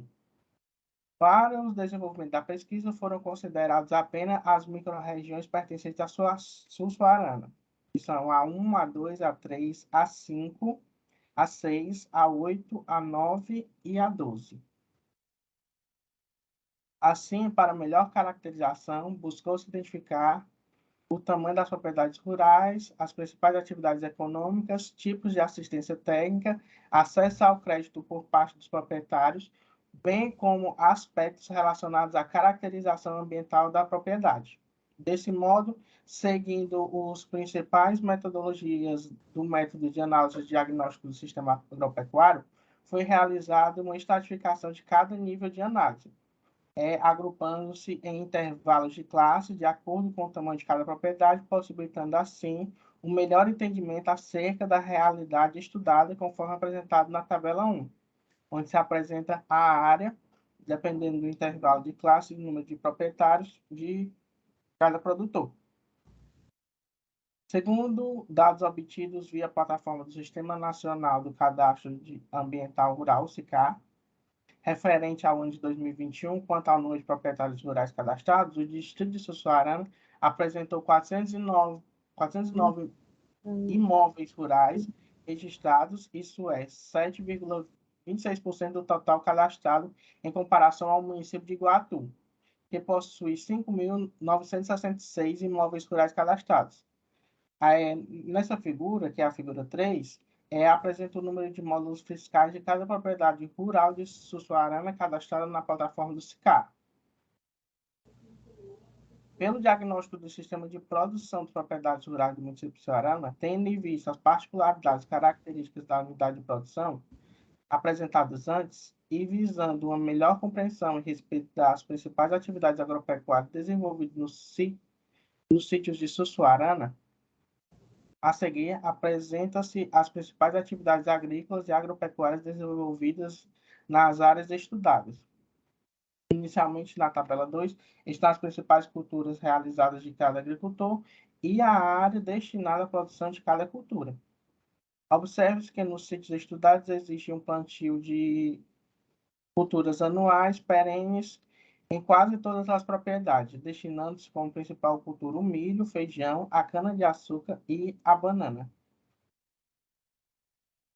Buscou-se analisar qual a finalidade da produção agrícola das propriedades conforme aponta o gráfico. Nota-se que 86% da produção agrícola das propriedades analisadas nos sítios pertencem ao distrito de Sussuarana são destinadas ao consumo das famílias, e apenas 14% destinam-se aos seus produtos à venda. Isso pode estar associado ao fato de os produtores rurais possuírem poucos hectares de terra para produção, assim como condições financeiras insuficientes para investir em produção maior. O gráfico 3 apresenta a utilização do crédito rural por parte dos agricultores entrevistados. A grande maioria dos agricultores, 67%, tem acesso às linhas de crédito rural, sendo a mais utilizada o Agroamigo, desenvolvido pelo Banco do Nordeste. 27% não reconhece nenhum tipo de financiamento e apenas 6% afirmaram estar em busca de acesso ao crédito com o objetivo de investir em melhorias de produção, por exemplo, na compra de máquinas e equipamentos. Por fim, pode-se concluir que, a partir da utilização do método sistêmico, nesta pesquisa, foi possível realizar o diagnóstico do sistema de produção das propriedades rurais do distrito de Sussuarana, permitindo um melhor entendimento a respeito da realidade estudada. Desta forma, a análise integrada dos elementos presentes em cada UPA constitui-se uma importante ferramenta para a elaboração dos diagnósticos da região em análise. Inicialmente, observou-se que as principais atividades econômicas envolvidas nas UPAs são o cultivo de milho e feijão, além de pecuária leiteira, associada principalmente à avicultura e à suinocultura. E os produtos gerados por meio da agropecuária têm a finalidade de garantir o alto consumo da família e, em algumas propriedades, o que é produzido chega a ser comercializado. Obrigado pela...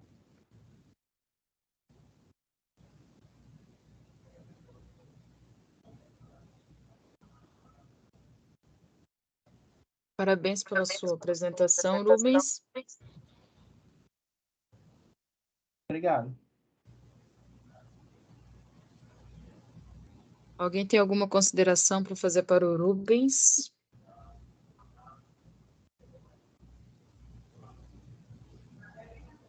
Quer falar, Letícia?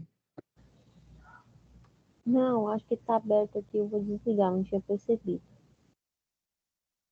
Pessoal, alguém vai apresentar o primeiro trabalho da Elisama?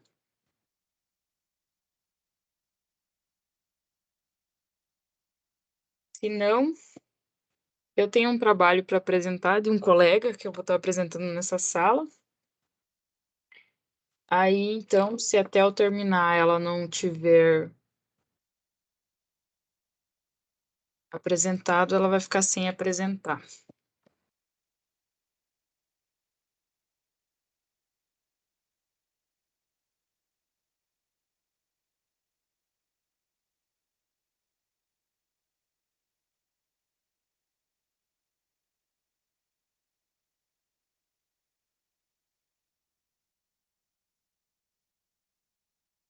Está aparecendo para vocês?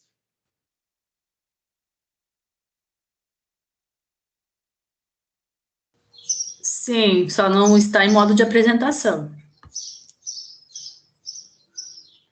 Como que eu vou fazer essa caixinha aqui embaixo sumir? Agora está tudo preto, mas acho que está carregando. Isso.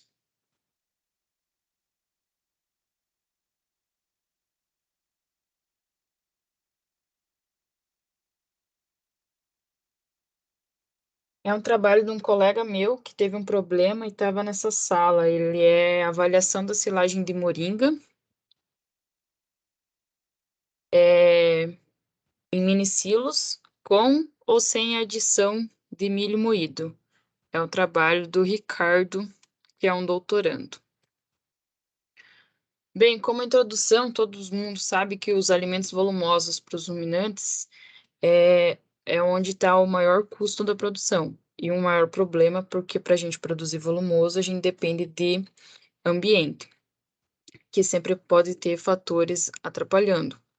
Pode não ocorrer chuva, pode ter um sol, ou pode chover muito, e acaba tendo problemas. Então, o grupo de pesquisa ele trabalha com algumas alternativas de volumosos. E entre eles, a gente tem a moringa, que ela é uma leguminosa que pode ser utilizada como alimento volumoso para os ruminantes. No caso, a gente trabalha com bovinos de leite. E também algumas influências que podem ter na produção dessa silagem, que vai, então, agregar a qualidade dela, que são o tempo de corte, a compactação que a gente faz nessa silagem, a utilização ou não de inoculantes, para estar tendo uma silagem de boa qualidade. A moringa, então, ela é uma leguminosa e ela apresenta um perfil de minerais nas diferentes partes da porção dela, tanto na folha como no caule. Ela também tem antioxidantes naturais, vitaminas, beta-caroteno e ela tem proteínas com aminoácidos essenciais. Essas duas figuras são as plantas de moringa. Para quem não sabe, moringa é uma planta perene, ela pode ficar por um bom tempo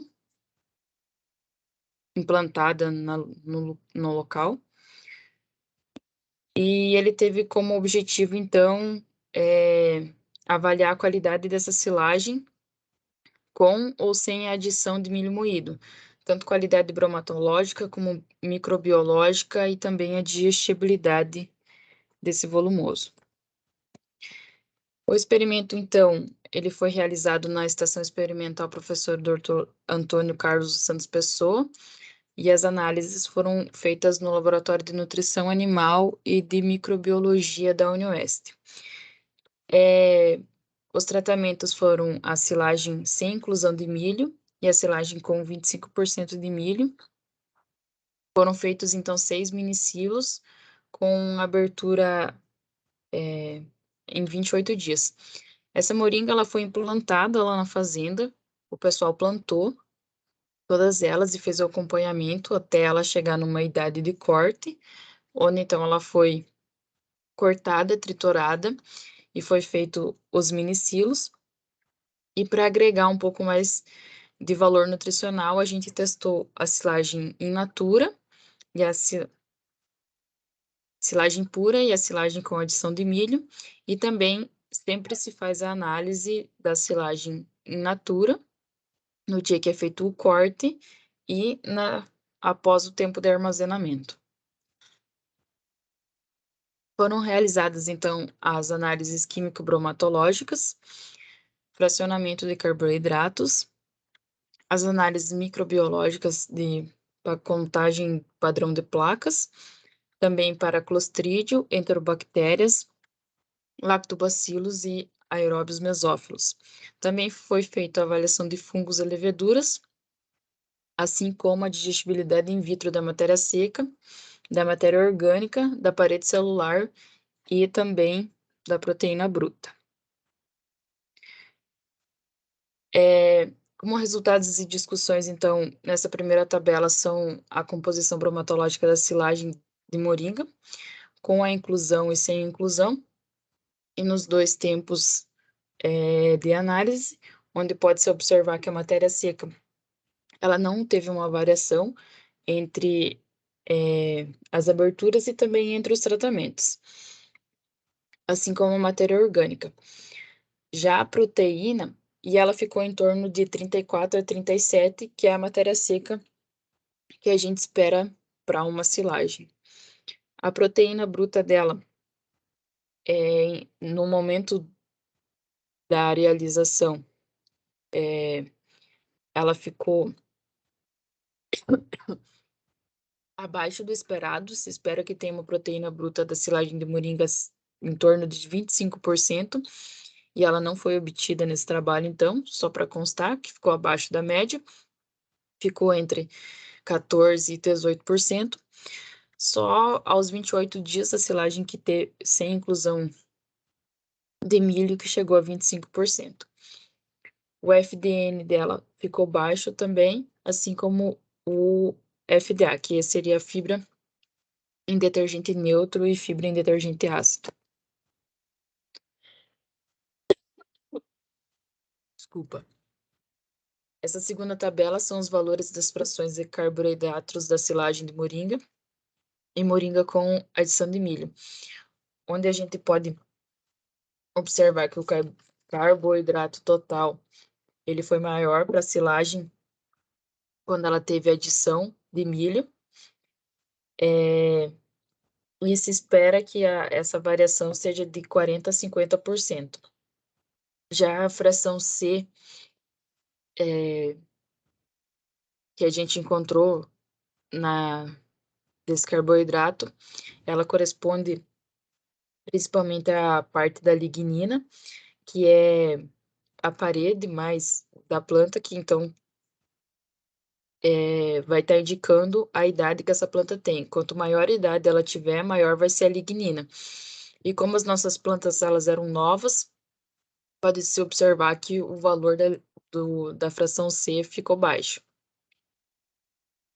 A fração B, ela corresponde à celulose e à hemicelulose, que vai ter uma degradação lenta no urume, e ela teve uma maior porcentagem na silagem antes da ensilagem.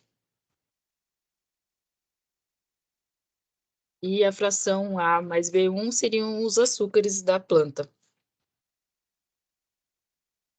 que vão estar alimentando os micro-organismos, que foram encontrados numa porcentagem boa.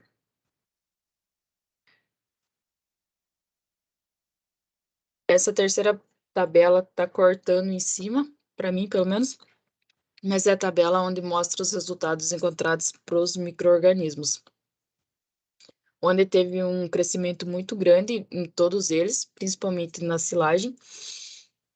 Vou começar de baixo para cima, falando do Clostridium.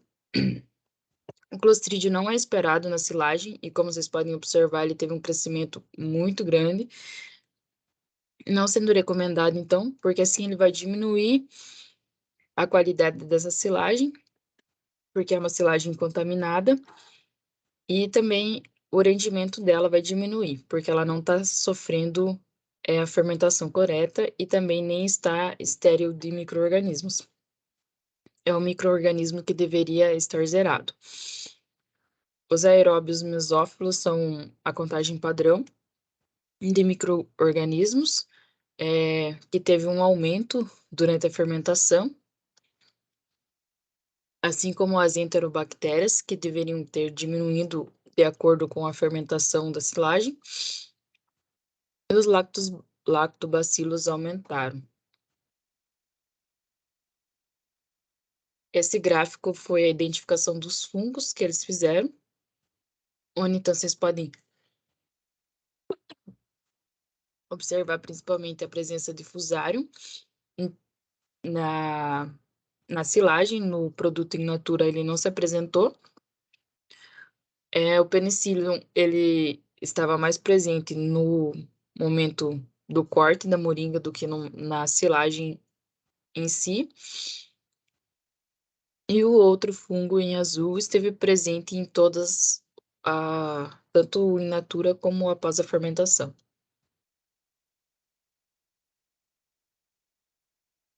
E as leveduras, tanto in natura como após a ensilagem, se manteram na mesma proporção.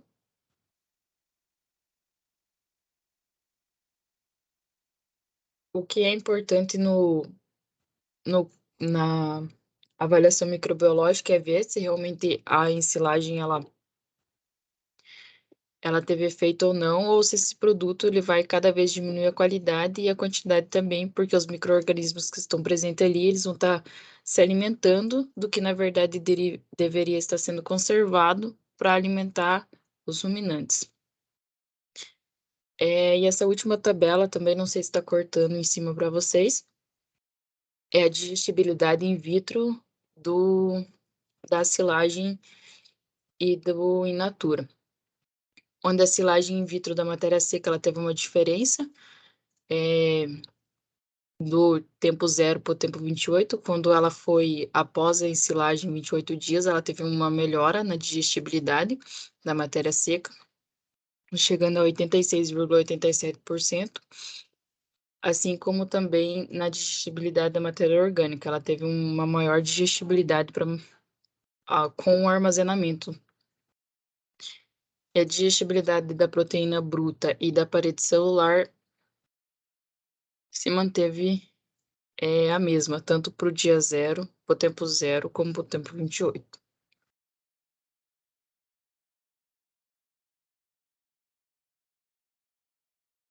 E ele concluiu, então, que a silagem de moringa se mostra como uma importante alternativa às culturas tradicionais, visto que seus nutrientes se mantêm elevados com o processo da ensilagem, e a inclusão do milho vai aumentar os valores de carboidratos e de digestibilidade, tornando-se uma alternativa de qualidade.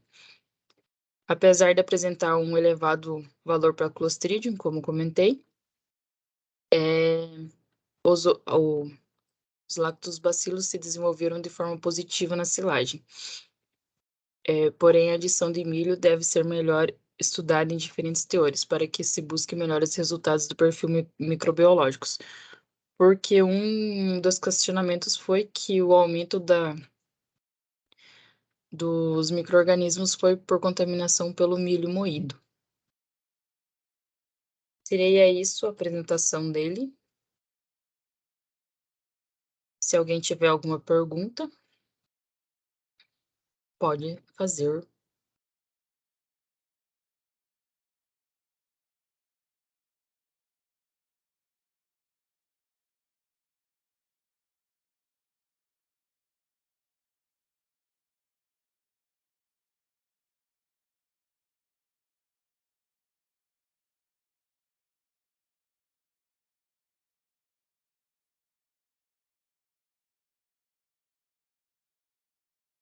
Bom, se não há mais perguntas, a gente pode encerrar a sala aqui.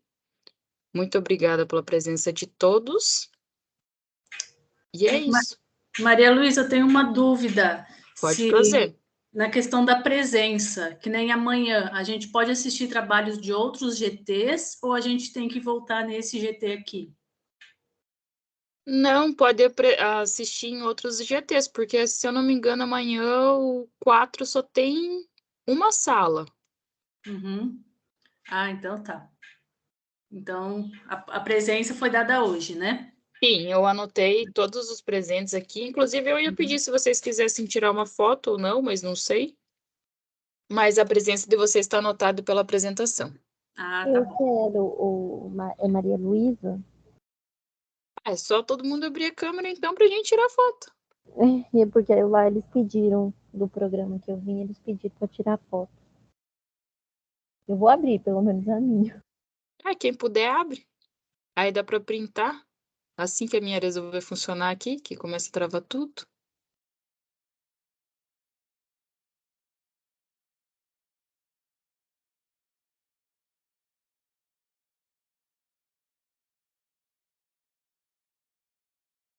Será que a Fabiana vai abrir?